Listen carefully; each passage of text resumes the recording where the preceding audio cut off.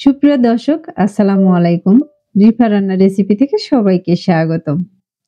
আজ আমি আপনাদের সাথে শেয়ার করব শুধুমাত্র ১ কাপ সুজি দিয়ে একটি মিষ্টি পিঠার রেসিপি। বিকেলে নাস্তার জন্য কিছু বানাতে চাইলে এই রেসিপিটি ট্রাই করতে পারেন। রেসিপিটি বানাতে খুব বেশি উপকরণ লাগে না, আর খেতেও কিন্তু খুবই টেস্টি হয়।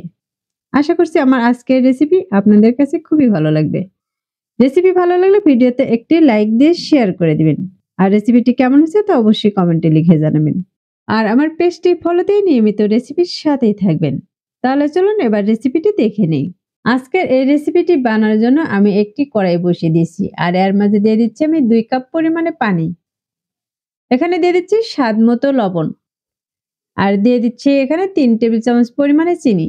মিষ্টিটা আপনারা আপনাদের পছন্দ অনুযায়ী দিয়ে দিতে পারেন। এবার পানির সাথে চিনিটাকে একটু মিশিয়ে নিব।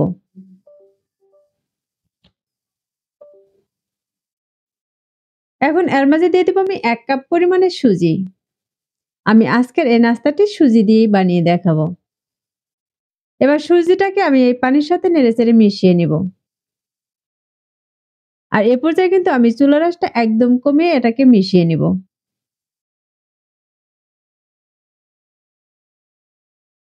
এই সুজিটা কিন্তু একটু সময় নিয়ে আস্তে ধীরে মেশাতে হবে। তাহলে দেখবেন খুব পারফেক্ট একটি ডো তৈরি হবে। আমার এগুলো মেশানো হয়ে গেছে। এখন এগুলোকে আমি একটি বাটিতে উঠিয়ে নিচ্ছি।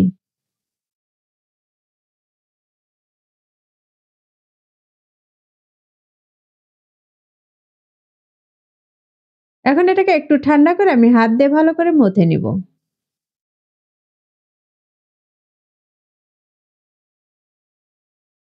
এখন এর মাঝে দিয়ে দিচ্ছি আমি ১ টেবিল চামচ পরিমাণে সাদা তেল। আর এই তেলটাকে আমি সুজির সাথে খুব ভালোভাবে মিশিয়ে নিব। আমি এই তেলটাকে সুজির সাথে খুব ভালোভাবে মিশিয়ে নিয়েছি। এখন এর মাঝে দিয়ে দিচ্ছি আমি ২ চা চামচ আটা। এখানে আটা বা ময়দা যেকোনো কিছুই কিন্তু দিতে পারেন। এবার এই আটাটা দিয়ে আমি সুজির সাথে খুব ভালোভাবে মিশিয়ে নিব।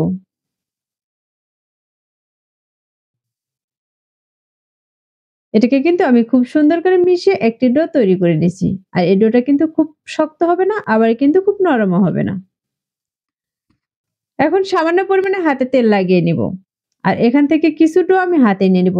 আর হাত দিয়ে চেপে, চেপে একটু গোল করে নিব। এবার ২ হাতের তালুতে দিয়ে আমি আরেকটু গোল করে নিব। আর এখন একটু চেপে চ্যাপ্টা করে নিব। এবার এক সাইড থেকে এভাবে আমি আরেকটু উঠিয়ে নিচ্ছি। আর এটাকে আমি একটু ৩ কোণা শেপ দিয়ে নিব। দেখতে পাচ্ছেন আমি কিন্তু এভাবে ঘুরিয়ে, ঘুরিয়ে একটি ৩ কোণা শেপ বানিয়ে নিয়েছি। আর এটাকে ডিজাইন করার জন্য আমি এখানে একটি চাকু ব্যবহার করেছি। প্রথমে মাঝ বরাবর এভাবে কেটে নিব। তারপর এভাবে আমি একটি পাতার শেপ দিয়ে নিব।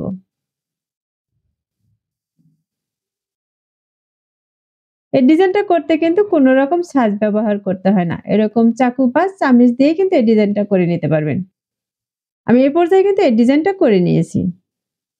আর দেখতে পাচ্ছেন এই ডিজাইনটা করার পর এই পাতাটা দেখতে কতটা সুন্দর দেখা যাচ্ছে। আর আপনাদের বুঝিবার সুবিধার্থে কিন্তু আমি আরেকটি পিঠা বানিয়ে দেখাচ্ছি। আর একইভাবে কিন্তু এই ডোটা আমি ঘুরে, ঘুরে খুব সুন্দর করে গোল করে নিব। এটাকে কিন্তু গোল করে নিয়েছি আর হাত দিয়ে চেপে একটু চ্যাপ্টা করে নিব। আর দেখতে পাচ্ছেন আমি কিন্তু হাত দিয়ে এরকম করে একটু ৩ কোণা শেপ দিয়ে নিচ্ছি।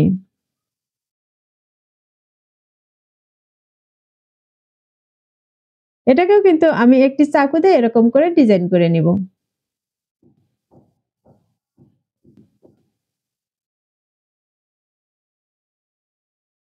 আমার একইভাবে কিন্তু এই পিঠাটাও রেডি করে নেওয়া হয়ে গেছে।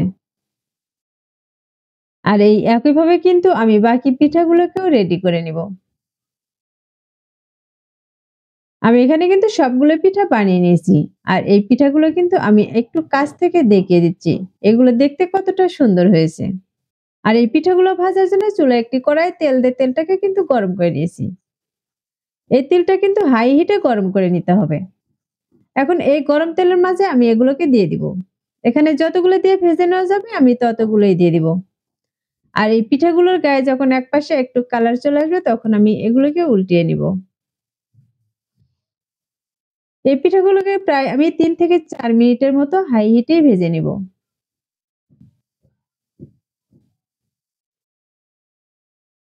আর এই 3 থেকে 4 মিনিট ভেজে নেওয়ার মাঝে কিন্তু আমি বেশ কয়েকবার এভাবে উল্টিয়ে নিব। এই পর্যায়ে দেখতে পাচ্ছেন এই পিঠাগুলোর গায়ে কিন্তু খুব সুন্দর একটি কালার চলে এসেছে। যখন এরকম লাল ব্রাউন কালার চলে আসবে তখন কিন্তু এগুলোকে আমি তেল ঝরিয়ে উঠিয়ে নিব।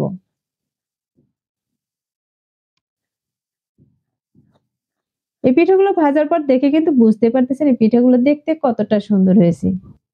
এই পিঠাগুলো কিন্তু উপরটা একটু মুসমুসে আর ভিতরটা কিন্তু একদম নরম তুলতুলে হবে। পিঠাগুলো খেতে কিন্তু খুবই টেস্টি হয়। আর এগুলো কিন্তু বানিয়ে বেশ কয়েকদিন সংরক্ষণ করে রেখে খেতে পারবেন। এখন একটি পিঠা আমি ভেঙে দেখিয়ে দিচ্ছি। এর ভেতরটা দেখে কিন্তু বুঝতেই পারতেছেন কতটা নরম হয়েছে। আশা করছি আমার আজকের এই পিঠার রেসিপিটাও আপনাদের কাছে খুবই ভালো লেগেছে। রেসিপিটি ভালো লাগলে ভিডিওতে একটি লাইক দিয়ে শেয়ার করার অনুরোধ রইল। আর রেসিপিটি বাসায় অবশ্যই একবার ট্রাই করবেন। আর আমাকে কমেন্টে লিখে জানাবেন আমার আজকের রেসিপি আপনাদের কাছে কেমন লেগেছে। যারা আমার চ্যানেলটি এখনো সাবস্ক্রাইব করেননি তাদেরকে চ্যানেলটি সাবস্ক্রাইব করার অনুরোধ রইল। আর যারা চ্যানেলটি সাবস্ক্রাইব করেছেন তাদেরকে অসংখ্য ধন্যবাদ। কথা হবে আবারও এরকম নতুন নতুন রেসিপি নিয়ে।